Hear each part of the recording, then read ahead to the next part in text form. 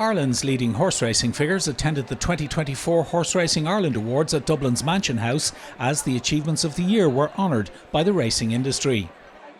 The first award went to Fairyhouse, named Racecourse of the Year, much to the delight of General Manager Peter Rowe, who was full of praise for his hard-working crew. This is very much a team game. There's so many people that make a day at the racing happening from the moment you arrive at the road, through the turnstiles, through everything else, the guards and everything else. Our caterers, Levy Ireland, it's a very much a team game, and we're only the people who put on the action for everyone else. And for us to win this year is a huge achievement for us, but there's 25 other very worthy racecourses out there as well. On the back of another year of solid achievement, Aidan O'Brien took the Flat Award. With City of Troy and Kyprios among his star performers, O'Brien was crowned champion trainer in Ireland for the 27th time and was celebrated as the champion trainer in Britain for the 7th time in his remarkable career. City of Troy gave him a record extending 10th success in the Epsom Derby, while Auguste Rodin became his 400th Group 1 or Grade 1 winner with his victory at Royal Ascot. Overall, it was another year of excellence for the master of Ballydoyle. Yeah, horses ran well, and obviously we won some races, lost plenty, but obviously we were lucky to have City of Troy and Augustus Rodin this year, and obviously they were two very big ones for us, and we think we have some nice 2-year-olds coming up. Winner of the National Hunt Award was the champion trainer at home for the 18th time, Willie Mullins. Mullins became the first Irish-based trainer to land the British National Hunt title since the late great Vincent O'Brien did so 70 years ago. Willie broke through the 100-winner mark at the Cheltenham Festival when saddling 9 winners, including Gold Cup hero Galopin Des Champs and champion hurdle winner Stateman, and it was a season beyond even Willie Mullins' wildest dreams. It was. You couldn't write the script for the year. Everything went right in Ireland, and then things started to go right in England. We had a fantastic Cheltenham, and then looking at the Grand National, hoping that if we had a horse to finish well up there, it would really put us in the picture for the British Championship. And I Am Maximus comes out and wins it, and won it in some style. Got a fantastic ride from Paul Tannant. That just set us on course then. Danny won the Scottish Grand National, and then on to Sandown, and Sandown was just fantastic. The amount of Irish people that travelled over just to be there on the day, and we couldn't get over the welcome we got from the ordinary British public. The punters there, they were just delighted to see more of our horses on their racetracks. But on the day, really happy for us to win. We were surprised at the goodwill that we got in Sandown. The Flat Achievement Award went the way of trainer Jerry Keane, who found his horse of a lifetime in the shape of Crystal Black. Unbeaten in his last 5 starts, the Wear a Pink Ribbon syndicate-owned 6-year-old surely gave the trim trainer his best day in racing when winning the Duke of Edinburgh Stakes at Royal Ascot in June, with his son Colin in the saddle. It was one of the great racing stories of the year, as Jerry himself had recovered from a serious injury. We knew he was entitled to be there. We knew he was entitled to take his chance. And then as the race went, I was watching the race, and I was thinking to myself, he's far back. He must be going very fast. Then, as the race progressed, it turned into the straight, and it went towards the 2-pole, and he kept improving. When I went to the furlong pole, I thought, geez, we have a chance. We're going to be placed anyway. We were going to have a great run, and then. When down to the finish, then he just went away. So that was unbelievable to get such a run. Like the horse that we had so many problems with starting off. We were hoping he'd be a dual purpose horse to win maybe a couple of flat races, a couple of hurdle races, and maybe go to Punchestown or Fairyhouse or something to the local festivals with him. But to end up in Royal Ascot, that was never even thought about. The National Hunt Achievement Award went to County Meath trainer Tom Gibney, who was back in the big time when winning the Boyle Sports Irish Grand National with intense raffles at Fairyhouse on Easter Monday. It was the trainer's second success in the race after Lean Barney's win in 2012. Intense raffles remained unbeaten in 3 starts for Gibney last season, and remarkably, each of the wins came at the County Meath venue. Gibney was surprised but delighted with his award.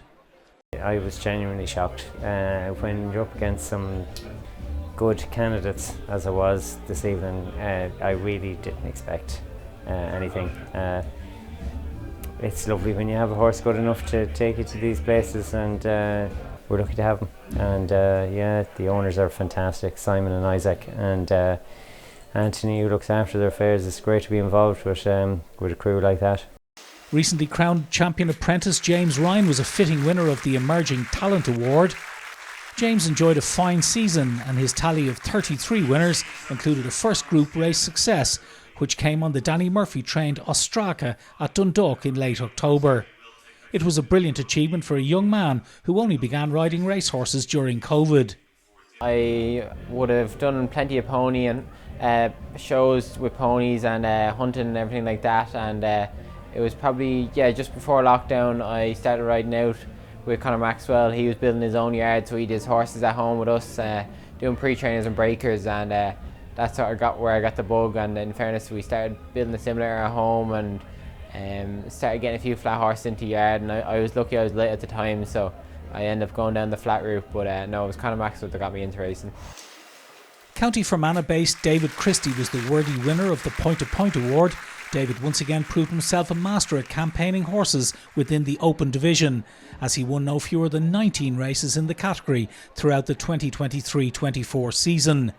Stable star Winged Leader supplied 9 of those victories and won the champion point-to-point horse crown, becoming the third different horse that his Fermanagh-based handler has secured that title with in the past 5 seasons. Like Winged Leader has won 400 chases already, as well as all the points. But like, we were tipping along there after the injury, hoping that he would stay in one piece for us. And we looked after him intensely, and now he's sort of giving it back. A public vote alone determined the winner of the Ride of the Year, and the award went to JJ Slevin for his superb ride on Nürburgring in the Guinness Galway Hurdle.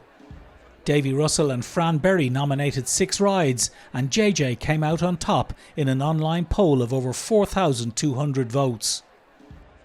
It's great to be nominated for it, first of all, and because it was some very unbelievable rides, and yeah, he travelled quite well. I enjoyed the good ground, and skipped down the hill to the second last. I managed to get him up underneath me and get another fill into him before we faced into the hill, and he was probably lucky to last. There was no real stride there for him, and he had a bit of experience at a high level running all year, and he managed to work it out for himself and got out over the last and stuck his head out and galloped on it to the line well, and he was an impressive winner on the day.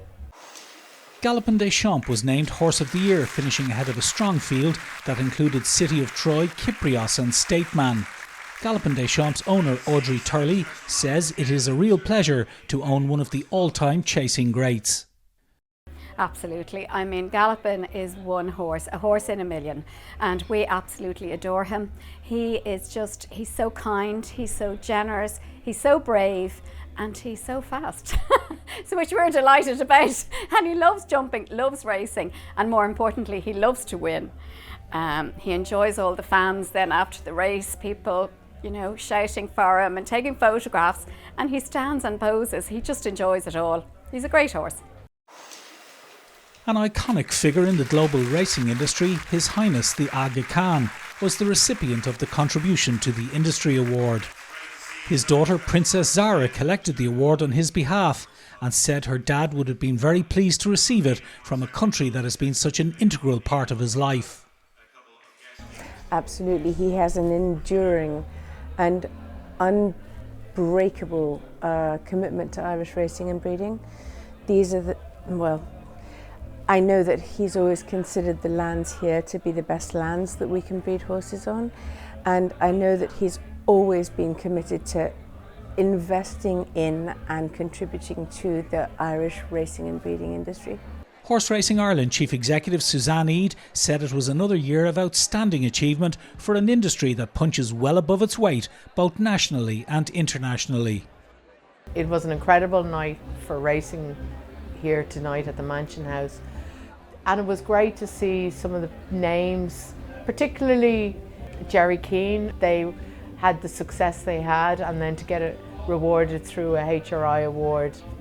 I think as well we must reflect on the incredible achievements of our 2 champion trainers, Aidan O'Brien and Willie Mullins to achieve what they've done, not only in Ireland, but actually in Britain as well. It's been phenomenal, and it shows that we can compete at all levels of racing, both domestically and abroad. It's been an incredible evening.